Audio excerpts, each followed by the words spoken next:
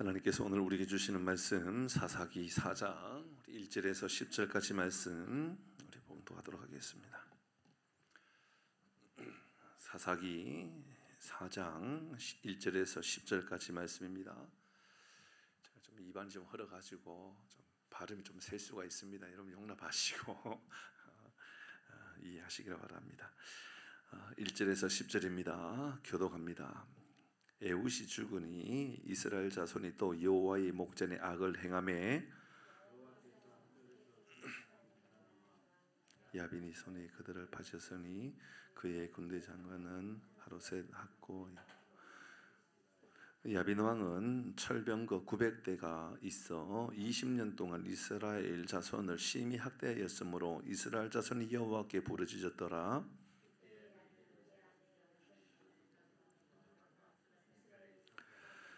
그는 에브라임 산지 라마와 베델 사이 드보라의 종려나무 아래에 거주하였고 이스라엘 자손은 그에게 나아가 재판을 받더라.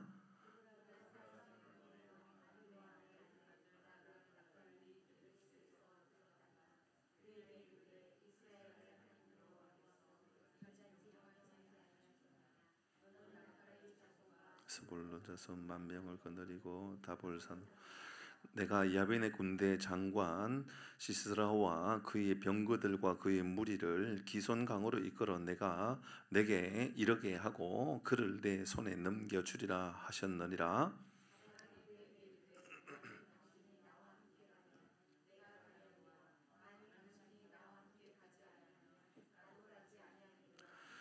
이르되 내가 반드시 너와 함께 가리라. 그러나 내가 이번에 가는 길에서는 영광을 얻지 못하리니 이는 여호와께서 시스라를 여인의 손에 파실 것임이라 하고 드보라가 일어나 바락과 함께 게데스로 가니라. 같이 합니다.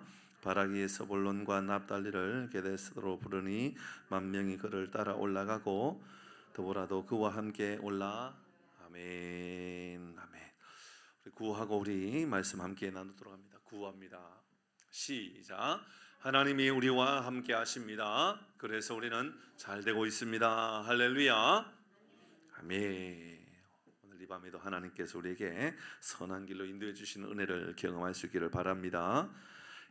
우리 지난번 묵상은 그 아낫의 아들 삼갈에 대하여 말씀을 묵상했죠. 여러분 기억하십니까? 삼갈의 아버지 그는 아낫이라고 했었는데 그 아낫이라고 하는 이름이 가나안 땅에 있는 이방 여신의 이름이라 그랬습니다.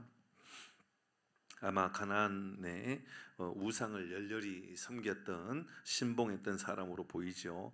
삼갈의 아버지는 가나안 여신의 이름을 가졌다라는 것만 보아도 삼갈이 어렸을 때부터 절대로 믿음으로 성장할 수 없고 가정 환경도 전혀 믿음과는 상관없는 삶을 살았다라는 것을 우리가 예측할 수가 있을 겁니다. 근데 하나님께서 그를 통하여 이스라엘 백성들을 구원하셨다라는 말씀을 나누었습니다. 그가 이긴 족속은 블레셋 사람들이라 그랬죠. 의미가 있다 그랬습니다. 블레셋 사람들은 이스라엘 족속들이 가나안에 들어갈 때에 하나님께서 그들을 만나지 않고 광야의 길을 둘러서 가도록 할 만큼 이스라엘 백성들에게는 철천지 원수와 같은 상대하기도 싫고 상대할 수도 없고 괜히 상대하다가 다시 고향 땅으로 고향이 아니라 우리 그냥 애굽으로 돌아가는 게 낫겠다 그렇게 후회할 수도 있을 만큼 이스라엘 백성들에게 이 블레셋은 매우 힘든 사람들이었습니다. 뿐만 아닙니다. 블레셋은 이스라엘 백성들이 가나안을 점령할 때 다른 것을 다 점령하고 있음에도 불구하고 점령하지 못하고 남아있었던 땅, 바로 블레셋 사람들이 다스렸던 땅은 그들이 점령하지 못했다라고 이야기할 만큼 참 어려웠던 사람들입니다. 삼손 시대는 어떻습니까? 40년 동안 블레셋 사람들에 의하여 고통을 받았던 지역도 바로 이 블레셋 사람들이 통치했던 땅. 그러니까 여러모로 돌아보아도 블레셋은 참 힘듭니다. 결국 이 엘리 제사장 시대에는 언약궤도 빼앗기고 그의 자녀들도 다 죽게 되고 다 블레셋 사람들로 인한 그런 상황들입니다. 오늘날 말한다면 이런 원수가 없는 거죠. 이스라엘 백성들에게 이 블레셋 사람들은 뭐 이만한 원수가 없다라고 볼 수가 있습니다. 그런데 삼갈은 낙심하고 포기한 것이 아니라 소모는 막대기를 가지고 그가 그에게 주어져 있는 막대기지요. 그것 가지고 블레셋 600명을 죽였다 그랬습니다. 그냥 농사 짓기 위하여 들고 다녔던 막대기에 불과할 것입니다. 그러나 주어져 있는 그 막대기는 그에게 재능이고 능력이고 하나님께서 주시는 달란트와 같은 것입니다. 포기해버린 것이 아니라 그것 붙잡고 승리하는 것입니다. 이는 곧 다윗이 물맷돌을 붙잡고 나아가 골리앗을 이겼던 것과 똑같다라고 볼 수가 있습니다. 하나님은 그가 어렸을 때부터 사용했던 물맷돌을 아무것도 아닌 것으로 그냥 그렇게 가볍게 여겨버리지 않았다는 겁니다. 결국은 그게 큰 능력이 되고 그게 가장 큰 하나님의 은혜와 하나님의 그 재능, 하나님이 주시는 재능이 되어서 위대한 일들을 감당하는 능력의 나무, 그게 바로 이 삼갈이 들고 있었던 막대기가 될 수 있겠다라는 것입니다. 우리가 이 말씀을 묵상하면서 지난번에 우리가 묵상했던 것은 바로 그런 결단이었죠. 우리 일상에도 우리 일상에 있는 우리의 삶의 재능들, 우리의 일상에 있는 우리의 삶의 환경들이 있습니다. 누가 보아도 그냥 일상적인 것이고 별로 특별할 것이 하나도 없는 것입니다. 그런데 그것이 하나님의 은혜가 입혀지고 하나님의 도우심이 입혀지면 거기에 얼마나 큰 능력이 나타나는지, 위대한 하나님의 일들을 위하여 감당하게 되는 놀라운 역사가 나타난다, 그런 말씀이라 우리가 묵상하면서 더 결단했죠. 그리고 그는 일상으로 돌아갑니다. 그가 그 땅에 몇 년 동안 평화를 만들었다라는 말도 없고요, 그가 사사를 얼마나 다스렸다 그런 말도 없습니다. 그냥 일상의 삶으로 돌아갔다, 그 이야기가 전부입니다. 그리고 오늘 이제 이어서 4장 넘어갑니다. 여자 사사 드보라라고 하는 사람을 만나게 됩니다. 말씀의 시작은 여전히 우리에게 이 사사기에 나타나는 패턴들이 다시 나타납니다. 사사기에 나타나는 패턴들이 아주 일관성 있는 패턴이 있다 그랬죠. 다름이 아니라 하나님께서 연단의 자리, 훈련의 자리를 인도하시면 그들은 그 자리를, 은혜를 누리는 것이 아니라 그 악한 자리로 만들어버리고 다시 죄를 짓고, 죄를 짓다가 결국 하나님은 그들에게 고통에 빠지게 하시고, 고통에 빠졌을 때 그들은 울부짖고, 그것이 회개가 아니라 그냥 울부짖는 것이라 할지라도 그냥 울부짖는 겁니다. 하나님께 기도하는 것이 아니라 그냥 아프니까 힘드니까 울부짖는 겁니다. 그렇다 할지라도 하나님은 그들에게 불쌍히 여기셔서 사사를 보내시죠. 그리고 사사를 통하여 또 하나님의 긍휼하심이 나타나고 또 회복되어지고, 이런 패턴들이 계속 나타납니다. 그 가운데 이런 반복되는 패턴 가운데서도 묘하게 또 다른 모습으로 나타나는, 다양한 모습으로 나타나는 모습들은 또 나타나요. 그게 뭐냐면, 예를 들어서 온니엘을 사사를 세울 때 한번 생각해 볼까요? 온니엘이 사사로 다스릴 때에 그들이 이 고난 가운데 그들을 괴롭혔던 사람들은 구산 리사다임이라 그랬습니다. 그죠? 구산 리사다임, 기억 못해도 됩니다. 뭐 그런 사람들이 있구나라고 얘기하면 됩니다. 구산 리사다임, 그 구산이라는 뜻은 2배로 혹은 훨씬 더 악한 리사다임 사람들이라는 말이라 그랬습니다. 그러니까 그들이 삶의 자리에 있을 때 그들 얼마나 힘들게 했으면 더욱 악한 리사다임 사람들, 이제 그런 의미로 강력하게 악한 모습으로 그들 공격해 왔던 사람들의 모습을 보게 되었습니다. 뿐만 아니죠. 이어서 나타난 것은 에훗이었습니다. 에훗은 어떤 사람입니까? 오른손을 사용할 수 없는 왼손잡이. 어떤 사람은 오른손을 사용할 수 없고 왼손을 사용하는 사람이니 왼손잡이가 아니라 얼마나 더 노력했겠는가. 오른손만큼 자유롭게 쓸 수 있을 만큼 노력했던 것도 얼마나 대단할까, 뭐 이렇게 표현하는 사람들도 있더군요. 그런데 뭐 그런 의미보다도 더 중요한 것, 그는 모압 왕 에글론을 상대해야만 했던 겁니다. 모압 지역입니다. 모압은 어디라 있죠? 이 요단강 바로 오른쪽에 있는 동쪽 지역에 있는 그 사람들이죠. 그 이방 요르단 지역의 사람들 말입니다. 그 모압 왕 에글론을 상대해야 됐습니다. 그는 다른 어떤 왕보다도 물질에, 탐욕에 눈이 어두웠던 왕이라 그랬습니다. 이 모습들은 사실 오늘날 이 시대에도 우리에게도 똑같이 나타날 수 있다는 말씀 드렸고요. 삼갈이 사사로 있을 때는 블레셋입니다. 이게 신기한 게, 여러분 다 사사마다 사사 시대에 그들 공격했던 지역의 왕들이 다 다르다라고 하는 것을 이제 드러내고 있는 겁니다. 그러니까 이제 어떤 사람은 블레셋으로 인하여, 어떤 사람은 이 메소포타미아 지역에 있는 사람으로 인하여, 어떤 사람은 모압 사람으로 인하여 뭐 이렇게 공격해 왔다라는 것을 알 수가 있죠. 이것은 오늘날 이 시대에도 우리에게 오는 고난이라고 하는 것은 다 다른 겁니다. 여러분에게 있는 고난, 저에게 있는 고난이 다 같진 않아요, 그죠? 다 같을 수는 없습니다. 저에게 있는 시험거리, 여러분에게 있는 시험거리, 뭐 여기 있는 분들 중에는 목사 때문에 시험 들기도 하잖아요. 대답은 안 하시고 고개만 숙이시네. 시험 들기도 한단 말입니다. 저는 뭐 시험 든다고 그냥 두지 않습니다. 빨리 풀고 빨리 해결하면 되는 거죠. 그게 뭐 어렵습니까? 우리 인간이라는 게, 모든 관계라는 게 다 똑같지 않잖아요. 뭐 다 같은 게 아니라고요. 그러니까는 안 되면 풀면 되는 거고요. 해결하면 되는 거잖아요, 그죠? 이게 안 되는 게 어려운 거잖아요, 그죠? 다 다른 고난이 있었던 겁니다. 그러니까는 에훗 나름대로의 또 다른 고난, 온니엘은 온니엘대로의 또 고난, 삼갈은 삼갈만의 또 그들만의 고난이 다 있었던 겁니다. 그때 우리는 어떻게 대처할 것인가는 아주 중요한 고백이 되지 않겠는가라는 겁니다. 자, 패턴이 다시 이어집니다. 1절 말씀을 같이 한번 읽어볼까요? 1절입니다. 시작.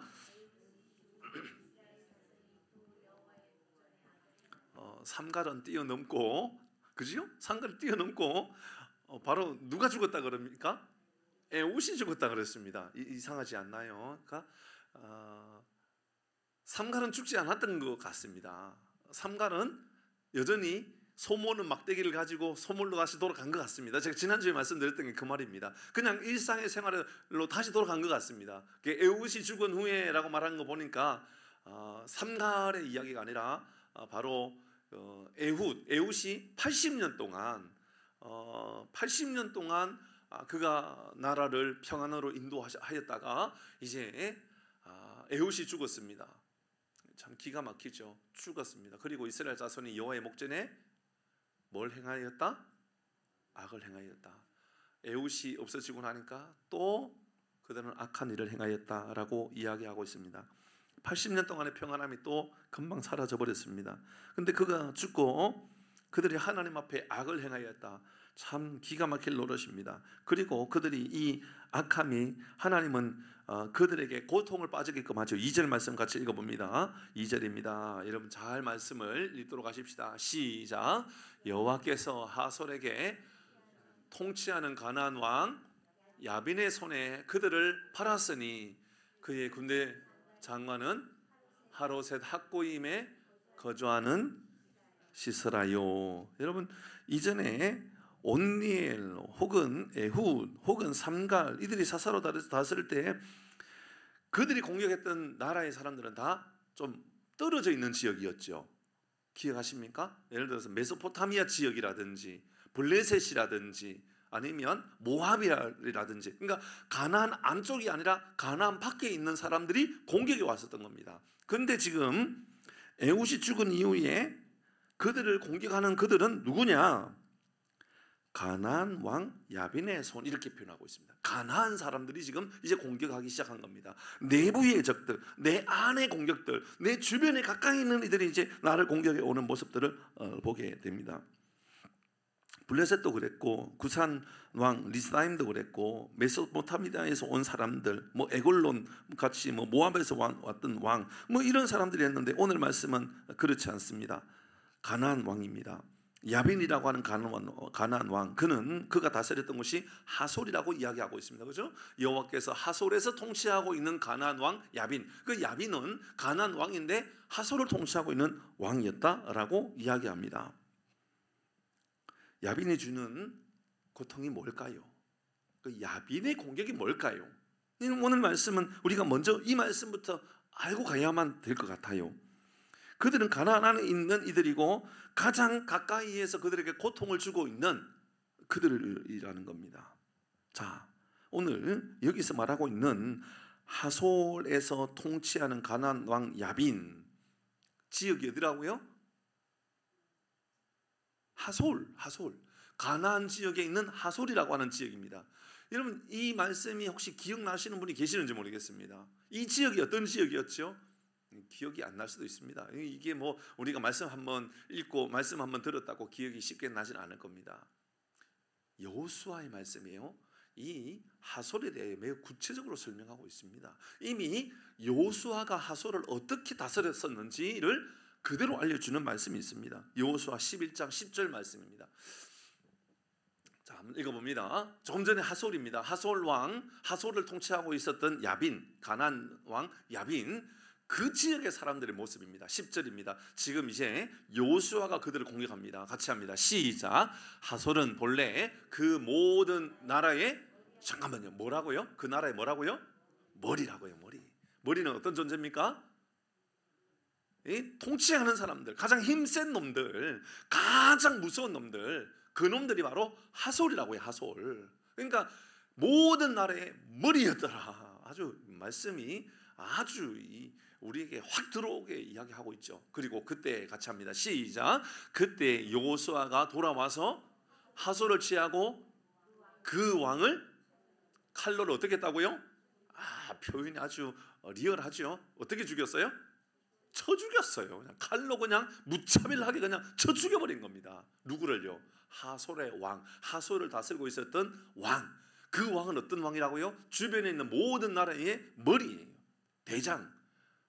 골목 대장이 아니에요. 그 지역에 연합한 나라의 우두머리, 그를 여호수아가 칼을 들어주고요 쳐 죽여버린 거예요. 11절입니다. 계속 읽습니다. 11절 시작. 그 가운데 모든 사람을 칼날로 쳐서 진멸하고 호흡이 있는 자는 하나도 남기지 아니하였고 또 하솔을 불로 살랐고. 말씀드렸습니까? 안 했습니까? 한 거죠. 하나님께서 모세를 통하여 여호와에게 전수했던 거 있잖아요. 너희들 가거든 그 가나안 사람들 다 쳐 죽이고 다 불살라 버리고 다 그렇게 해라. 그러니까 여호수아가 그 지역을 진멸하기 위하여 여러분 어떻게 했느냐? 여러분 호흡이 있는 사람을 하나도 남기지 아니하고 다 불살랐다. 여러분 이것을 영적으로 우리가 해석해야 된다고도 말씀드렸습니다. 우리의 삶에 영적으로 계속 나태하게 만들고 내 삶의 주인 행세하고 있는 것들을 내 모든 삶은 다 어떻게 이겨낼 것인가는 우리가 숙제로 여겨야 되고 우리는 고민해야 된다. 이런 이야기들은 충분히 했던 말씀입니다. 자, 이것으로 끝나지 않습니다. 계속 여호수아가 이 하솔 지역을 어떻게 다스렸는지 어떻게 이겼는지를 아주 리얼하게 이야기합니다. 12절입니다. 같이 합니다. 시작. 여호수아가 그 왕들의 모든 성읍과 그 모든 왕을 붙잡아 칼날로 쳐서 진멸하여 바쳤으니 여호와의 종 모세가 명한 것과 말씀대로 했다 안 했다? 했다. 이 하솔 지역은 그런 지역입니다. 그러면 하솔 지역에 이 야빈이 존재하면 됩니까? 안 됩니까? 안 되잖아요. 가나안을 다스리고 있는 하솔을 통치하고 있는 야빈이 존재하면 안 되는 겁니다. 왜냐? 오늘 본문의 말씀에 12절의 말씀에 보니까 그들의 호흡이 있는 사람들 다 죽여버렸고 11절 12절에 이어서 칼날로 다 죽였고 여호와의 모세에 명령했던 것 같이 다 했다. 여기까지가 바로 여호수아가 했던 겁니다. 문제는 13절입니다. 13절 같이 읽습니다. 시작. 여호수아가 하솔만 불살랐고 산 위에 세운 성읍들은 이스라엘이 불사르지 않아요. 이게 문제였던 겁니다. 이게 말씀을 드렸잖아요. 남겨두면 된다 안 된다? 안 된다고 누누이 말씀드렸습니다. 우리 안에 있는 죄악성은요 남겨놓으면 안 돼요. 우리 안에 있는 악함은요 남겨놓으면 안 돼요. 쓴뿌리는 끝까지 뽑아내 버려야 돼요. 악한 건 끝까지 뽑아내 버려야 돼요. 내 안에 하나님을 알지 못하게 하고 하나님 앞에 예배하지 못하게 하고 하나님의 은혜를 부르지 못하게 하는 모든 악한 것들에 대해서는요 처절하게 싸워야 돼요. 끝까지 싸워야 돼요. 그래서 여러분 이게 치명적인 거예요. 여호수아가 하솔만 불살랐고 하솔만 불살랐어요. 근데요 산 위에 세운 성읍들은 이스라엘이 불살르지 아니하였다. 내버려뒀다. 왜 내버려뒀을까요? 그들을 이겨볼 필요가 없다라고 생각하지 않았겠습니까? 가볍게 여기는 거죠. 그까짓 건 그들이 뭐라고 이렇게 생각하지 않았을까요? 왜요? 하솔은 그 모든 나라에 뭐라고 그랬어요? 머리라 그랬잖아요. 머리. 그러니까는 머리를 쳤으니까 그들은 다 이겼다고 생각한 겁니다. 다 이겼으니까 굳이 뭐 산 위에 세운 성읍들 그들까지 우리가 불살랄 필요가 있나? 그들은 이미 우리에게 쫄았다 이렇게 생각했을 겁니다. 그들 뭐 우리를 뭐 우리 상대도 안 되는 인간들 저까지 뭐 아무것도 아니야 이런 생각을 가질 수 있지 않겠습니까? 지금 그런 마음이 여호수아나 이스라엘 백성들이 있었던 겁니다. 그러니까 이스라엘 백성들이 지금 산 위에 세운 성읍들을 불사르지 아니했다. 우리가 돌아봐야 되는 게 내 삶에 내버려 두었던 산 위의 마을들 돌아봐야 됩니다. 내가 정리하지 못한 악한 습관들, 정리하지 못한 행동들, 저도 있을 수 있거든요. 저도 알지 못하는 사이에 나타나는 말투라든지 행동들, 이러면 저도 그것을 사과하고 회개하고 하나님 이것은요 내가 고쳐야 될 모습입니다. 그런 마음을 제가 가지는 거예요. 여러분도 마찬가지입니다. 산 위에 세운 성읍들은 불살라야 된다. 내버려 둬도 된다. 불살라 없애야 된다. 이게 그들에게 고통이 된 겁니다. 이게 그들에게 아픔이 된 거예요. 이게 그들에게 고통으로 그대로 나타난 거. 14절 계속 있습니다. 14절 시작. 이 성읍들의 모든 재물과 가축은 이스라엘 자손들이 탈취하고 모든 사람은 칼날로 쳐서 멸하여 호흡이 있는 자는 하나도 남기지 아니하였으니 15절 시작. 여호와께서 그의 종 모세에게 명령하신 것을 모세는 여호수아에게 명령하였고 여호와께서는 그대로 행하여 여호와께서 모세에게 명하신 모든 것을 하나도 행하지 아니한 것이 없었더라. 13절 빼고 말입니다. 13절 빼고 다 행하였다 그 말입니다. 이 산 위에 세운 성읍들은 불사르지 아니하였고 이게 치명적인 거예요. 이건 완벽한 성장 아닙니까? 여러분 초토화시킨 겁니다. 이 북방에 있는 가나안의 북방에 있는 이 하솔 지역을요 완벽하게 다 이긴 것이라고 생각했습니다. 이 정도쯤이면 이제 절대로 근접도 못 하겠고 이제는 함부로 대할 수도 없겠다라고 그렇게 생각했던 겁니다. 그런데 그러다가 남겨놓은 겁니다. 아마도 이 정도 전쟁이면 이 정도 점령했으면 뭐 끝났다. 더 이상 뭐 그들이 뭐 우리에게 어떻게 조금의 위협도 될 수 없다 이렇게 생각했던 것이지요. 산 위에 세운 성읍 정도는 우리에게 아무런 신권이 될 수 없어. 아무런 문제가 될 수 없어. 여러분 가볍게 생각하는 문제인데 그 문제를 가볍게 여기고 있는 것이 있다면요 하나님께 아뢰어야 됩니다. 이로 인한 결과가 오늘 본문의 3절로 돌아갑니다. 다시 3절로 돌아가겠습니다. 그들이 어떻게 되었습니까? 오늘 사사기 4장 3절 이렇게 이야기합니다. 바로 하솔 사람들입니다. 시작. 야빈 왕은 철병거 900대가 있어 20년 동안 이스라엘 자손을 심히 학대하였으므로 이스라엘 자손이 여호와께 여러분 다시 기억해 보십시다. 여러분 하솔 사람들 그 하솔 사람들은 가나안 사람들 중에 어떤 위치에 있다고요? 머리에 있었다고요. 그들은 힘이 있는 사람이다 힘이 없는 사람이다? 힘 있는 사람이라고요. 그들은요 막강한 능력이 있는 사람이라고요. 그러니까 그들은 다 진멸됐다고 생각했던 겁니다. 다 이겼다고 생각했던 겁니다. 그리고 우리는 다 이겼으니 이제는 뭐 안심해도 된다 이렇게 생각했겠지요. 근데 그게 안심해도 될 문제였습니까? 아니잖아요. 이렇게 문제가 나타난 겁니다.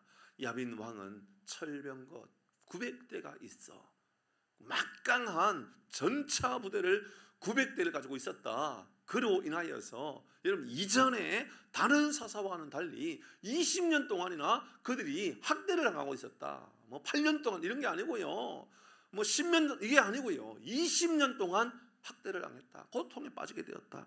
그렇게 이야기하고 있습니다. 하나님은 그들이 있는 그 지역을 완전히 점령하라고 그랬습니다. 이는 그들이 선택할 사항이 아니라 당연히 해야 될 일이었던 겁니다. 이로 인하여 우리 몇 주 전에 묵상했던 사사기 2장 3절에 있던 말씀을 기억해야만 합니다. 이 문제가 바로 이 말씀을 우리에게 알려주는 것이었구나라는 것을 기억해야 되지요. 3절입니다. 시작. 그러므로 내가 또 말하기를 내가 그들을 너희 앞에서 쫓아내지 아니니 그들이 너희 옆구리에 가시가 될 것이며 그들의 신들이 너희에게 올무가 되리라 하였노라. 그대로 됐잖아요. 이렇게 이런 일이 일어났잖아요. 결국은 그들의 옆구리에 가시가 되고 그들의 신이 그들의 이방 땅의 신들이 그들의 삶에 올무가 되어 버렸잖아요. 그대로 나타난 겁니다. 저는 이 말씀을 통하여서 가나안 주민들이 너무 가볍게 생각했구나, 그들의 능력이 하나님의 능력이었다는 것을 그들이 잊고 있었구나, 전적인 하나님의 능력으로 이 전쟁을 하고 있다는 것을 잊고 있구나. 이 하나님께서 행하셨던 전쟁인데 그들이, 여러분, 산 위에 있는 성읍을 둘 것인가 말 것인가를 그들이 결정하면 됩니까, 안 됩니까? 안 되죠. 하나님께서 진멸하라 그랬으면 진멸하는 것을 끝내면 되는 것이었다, 그 말입니다. 그들이 둔 것은 그들에게 유익이 된다고 생각했겠지요. 그리고 그들은 아무런 우리에게 해가 되지 않는다고 분명히 생각했을 것입니다. 어쩌면 너무 가볍게 생각하고 너무 가볍게 생각한 것이 우리의 인생에 치명적인 문제를 일으킬 수 있다라는 것을 알려주는 말씀입니다. 그때 그들은 다시 하나님께 부르짖기 시작합니다. 이제 오늘 본문의 말씀에 다시 하나님께 부르짖기 시작하죠. 이렇게 부르짖으면 결국 하나님께서 그들의 긍휼히 여기시고 사사를 보내셔서 하나님의 위대한 구원의 사역들을 다시 만들어 갑니다. 4절 말씀 이렇게 만들어 가죠. 4절 시작. 그때에 라피도세 아내 선지자 드보라가 이스라엘의 사사가 되었다. 그는 라피도세 아내였다, 그렇게 이야기하고 있습니다. 이 말씀을 히브리어의 원어의 말씀에 좀 찾아보면 어떻게 표현하고 있냐면, 그때에라고 하는 이 어떤 시점을 이야기하고 나서 먼저 등장하는 게 뭐냐면, 잘 한번 들어보십시오. 이런 표현입니다. 라피도세 아내, 남자라는 말입니까, 여자라는 말입니까? 라피도세 아내, 아내가 남자입니까, 여자입니까? 여자입니다. 라피도세 아내다, 이렇게 얘기합니다. 그리고 또 이어서 이렇게 표현합니다. 여 선지자, 남자라는 말입니까, 여자라는 말입니까? 여자라는 말입니다. 여자 드보라, 남자라는 말입니까, 여자라는 말입니까? 여자. 계속해서 반복합니다. 그러니까 이 문장 하나 안에 단어들이요, 상당 부분 많은 부분이 여성화되어 있는 단어를 쓰고 있어요, 이 문장 안에. 그러니까 라피도세 아내, 여자라는 것이고요, 여선지자, 여자라는 것이고요, 여자 드보라, 그녀가, 그리고 이제 말씀이 이렇게 시작되거든요. 다른 사사를 세울 때도요, 이렇게 그 사람이 누군지 잘 한번 들어보셔야 됩니다. 그 사람이 뭐 어떤 사람인지, 그 사람이 뭐 왼손잡이인지, 그 사람이 뭐 어떤 사람인지, 중요하죠. 다 소문은 막대기를 가지고 있든지 어떤지 다 중요합니다. 그런데요, 여러분, 이 드보라를 소개할 때는 그는 여자다, 그는 라피도세 아내다, 그는 여자 선지자다, 그는 여자 드보라다, 이런 말을 하면서 그를 소개하고 있는데, 그럼 다른 사사들도 그렇게 소개했느냐? 사실 그렇지 않아요. 이러면 사사기 3장 9절 한번 볼까요? 사사기 3장 9절 온니엘에 대해서는 이렇게 말합니다. 같이 읽어봅니다. 시작. 이스라엘 자손이 여호와께 부르짖음에 여호와께서 이스라엘 자손을 위하여 한 구원자를 세워 그들을 구원하시니 그는 곧 갈렙의 아우 그나스의 아들 온니엘이다. 온니엘에 대해서는 이렇게 말한 겁니다. 이스라엘 자손을 위하여 한 구원자를 세웠다. 이스라엘 자손을 위하여 구원자를 세웠다. 에훗에 대해서 어떻게 설명했는지 볼까요? 에훗입니다. 에훗 3장 15절 같이 읽어봅니다. 시작. 이스라엘 자손이 여호와께 부르짖음에 여호와께서 그들을 위하여 한 구원자를 세우셨으니, 예, 됐습니다. 누구를 세웠다고요? 한 구원자를 세웠다. 이런 보시면 온니엘에 대해서도 한 구원자를 세웠다. 여러분, 이 에훗을 말할 때도 한 구원자를 세웠다. 물론 삼갈은 좀 다른 형편입니다. 삼갈은 뭐 하다가 왔다고요?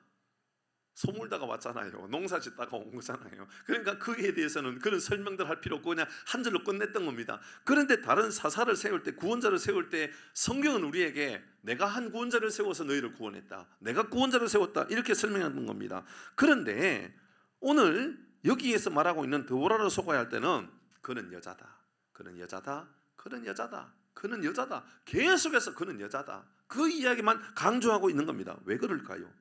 당시 우리나라보다도 이 이스라엘 히브리인들은 훨씬 더 이 여성의 인권이 굉장히 무시되었던, 인권 보호는커녕 인권이라는 것 자체도 존재하지 않는 것이 여성이었다, 그런 의미도 있을 수 있습니다.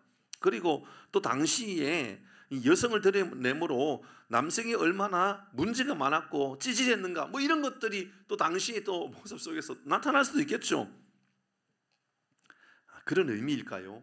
여러분, 드보라를 도와줬던, 오늘 본문의 말씀을 읽다 보면 드보라를 도와주는 한 사람이 나오죠. 바락이 등장하죠. 그죠? 바락의 말의 이름의 뜻이요, 번개입니다. 번개. 그 번개는 약하다라는 거예요, 강하다라는 거예요? 강하다라는 것을 의미하고 있죠. 그러니까는 이 지금 드보라를 도와줄 바락은 강력한 번개와 같은 사람이다라는 것을 뭔가 이야기하고 있는 겁니다. 뿐만 아닙니다. 이 드보라의 남편, 오늘 라피돗이라고 표현하고 있는데, 라피돗의 이름의 뜻은요, 뭐냐면 화염입니다. 그러니까 불기둥과 같은 겁니다. 큰 불의 능력입니다. 능력이 있다 없다? 있다. 근데 그 능력을 감당하지 못하고 있다, 그 말을 하고 있는 것이죠. 자, 그때 4절 말씀을 다시 읽어야 됩니다. 4절 말씀, 우리에게 주는 4절 말씀의 교훈이 얼마나 우리에게 중요한지 모릅니다. 시작. 그때에 라피돗의 아내 됐습니다. 여러분, 사사라고 이야기하기 전에 여선지자라고 이야기하고 있습니다. 이전에 우리가 보았던 온니엘이나 에훗이나 삼가를 통하여 전혀 우리가 접하지 않았던 말씀, 접해보지 않았던 말씀, 오늘 드보라를 향하여 그는 여선지자다, 그리고 이스라엘의 사사가 되었다라고 소개하고 있죠. 드보라의 이름의 뜻은요, 꿀벌입니다. 꿀벌은 강력한 능력, 힘이 있다, 아니면 그런 힘을 가지고 있는 것은 아닌 것 같다. 전자입니까? 후자입니까? 분명히 후자 같잖아요. 그죠? 꿀벌, 그거 얼마나 대단한 능력을 가지고 있는 거겠습니까? 그런 건 전혀 없다, 그렇게 볼 수가 있는 겁니다. 그런데 그에게 있는 엄청난 무기가 있죠. 엄청난 힘이 있는 겁니다. 4절의 말씀을 보니까 그는 여선지자. 선지자는 무엇을 가까이 하는 사람? 말씀을 가까이 하는 사람이었다, 그 말을 하고 싶었던 것이지요. 그러니까 다시 우리 하나님의 사람들이 붙잡아야 될, 하나님의 사람들이 능력으로 삼아야 할 것은 번개도 아니요, 화염도 아니요, 하나님의 말씀을 붙잡고 나아가는 것이 바로 우리의 믿음의 사람들의 능력이 되어야 된다, 그 말을 우리에게 알려주고 있는 것으로 보입니다. 하나님은 누구를 세우실까요? 하나님은 누구와 함께 일하실까요? 여장부입니까? 번개와 같은, 화염과 같은 능력을 가지고 있는 사람, 그 사람을 통해 하나님 일하고 싶어 하실까요? 아닙니다. 오늘 성경을 우리에게요, 연약하고 좀 부족해 보여도요, 하나님의 말씀을 내 앞에 두고 하나님의 말씀을 가까이 하기 위하여 애쓰고 수고하는 그에게 하나님 우리에게 복을 주시지 않을까요? 지금 우리 교단에 총회가 진행되고 있습니다. 대전에서 대한예수교 장로회 108회 총회가 진행되고 있는데, 이번에 총회장으로 세워지신 분이 새로남교회 오정호 목사님입니다.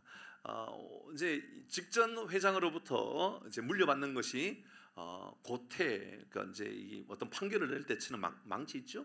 그 고태라 그럽니다. 고태하고 성경하고 헌법을 이제 직전 회장이 이제 뽑힌 회장에게 전달해 줍니다. 근데 그때 오정호 목사님 아주 기가 막힌 표현을 썼습니다. 뭐라고 표현했냐면, 저는 어렸을 때부터 말씀 위에는 그 어떤 것도 올려놓지 않습니다, 이렇게 이야기한 거예요. 굉장히 물론 우리가 꼭 그런 신앙을 가져야 될 필요가 있나라고 생각할지는 모릅니다. 그러나 그에게 있는 가치관에 대해서는 우리가 아주 주목할 필요가 있습니다. 뭐냐 하면, 쓰여진 성경이든 우리에게 주신 하나님의 말씀의 성경이든 내 삶의 가장 높은 위치에 두는 것은 말씀이다 라고 여기는 것은 얼마나 중요한지 모르는 겁니다. 사랑하는 성도 여러분, 하나님이 누구를 사용하실까요? 말씀을 가까이 하고 말씀을 지키고 말씀을 내 삶의 우선순위에 두고 살아가는 그 사람 하나님께서 기뻐하시고 사용해 주실 줄 믿으시기를 바랍니다. 오늘 성경은 우리에게 이거 가르쳐주고 있는 겁니다. 우리의 삶의 기준. 드보라는 다른 누구보다도, 어떤 사람보다도 비교할 수 없는 한 가지의 특징을 찾으라 그러면 그는 선지자였다, 말씀을 가까이 하는 사람이었다라는 것입니다. 자, 이 말씀을 받고요, 이 말씀을 받고 드보라는 하나님의 말씀을 받고 바락을 보냅니다. 바락, 네가 전쟁터로 좀 가라라고 이야기합니다. 그러니까 바락이 하는 말이 이제 뒤에 있는 내용이에요. 바락이 하는 말이, 당신이 만약 가면, 드보라 당신이 가면 나도 함께 가겠습니다라고 말하는 거예요. 여러분, 어떤 그런 조건을 다는 거예요. 당신이 하면 나도 하겠다, 뭐 하면 뭐 하겠다, 하나님 나에게 복을 주시면 이렇게 하겠다, 내가 이렇게 하면 이렇게 해주시겠다, 뭐 이런 마음을 가지고 하나님께 꼭 거래하듯이, 내가 하나님 나에게 이런 복을 주시면요, 제가 이렇게 해보겠습니다. 우리는 우리의 믿음 있고 뭔가 하나님과 거래를 해서 이루어질 수 있을 것처럼 생각하지요. 8절의 말씀에 보면 이렇게 말합니다. 8절에 바락이 그에게 이르되 만일 당신이 나와 함께 가면 내가 가겠다. 그러나 당신이 나와 함께 가지 않으면 나도 안 간다. 이것이 바락 훌륭한 사람이겠지만 그가 우리가 볼 때 진짜 좋은 믿음의 사람이라고 볼 수 있을까요? 우리가 어떤 마음을 가지고 있어야 될까요? 지금 드보라는 하나님의 말씀을 듣고 말씀으로 인하여서 바락을 보내고 있지 않습니까? 그러니까 여러분 영어 선지자였던 이 사사 드보라는 어떻게 말합니까? 9절 말씀입니다. 말씀 보십시오. 9절 시작. 이르되 내가 반드시 너와 함께 가리라. 됐습니다. 여기만 들으면 됐죠. 뭐 어떻게 하겠다고요? 반드시 가겠다고. 이 말은 뭡니까? 내가 반드시 말씀이 이루어질 줄 믿겠다 그 말 아닙니까? 하나님이 주신 말씀은 내가 반드시 이루어지리라. 사랑하는 성도 여러분, 하나님 앞에 설 때마다 하나님의 말씀이 내 삶에 반드시 이루어지고 하나님의 은혜가 내 삶에 반드시 이루어지고 하나님의 말씀이 내 삶에 가장 중요하게 여겨지고 이런 믿음의 선포가 우리 가운데 나타나기를 주의 이름으로 축복합니다. 그게 믿음의 순종이라고 말할 수 있습니다. 말씀을 마무리합니다. 오늘 말씀으로 두 가지 기억하십시오. 첫째는 가볍다고 그냥 남겨두시면 안 되는 죄악들이 있습니다. 이런 습관의 문제들이 있을 수 있고요. 그냥 용납하면 안 되는 것들이 있다고요. 가볍게 여기면 안 되는 게 있단 말입니다.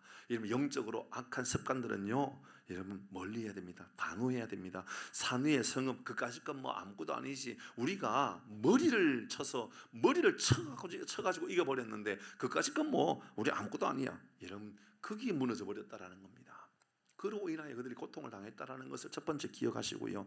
두 번째는 여러분 우리가 붙잡아야 할 것이 말씀이라는 겁니다.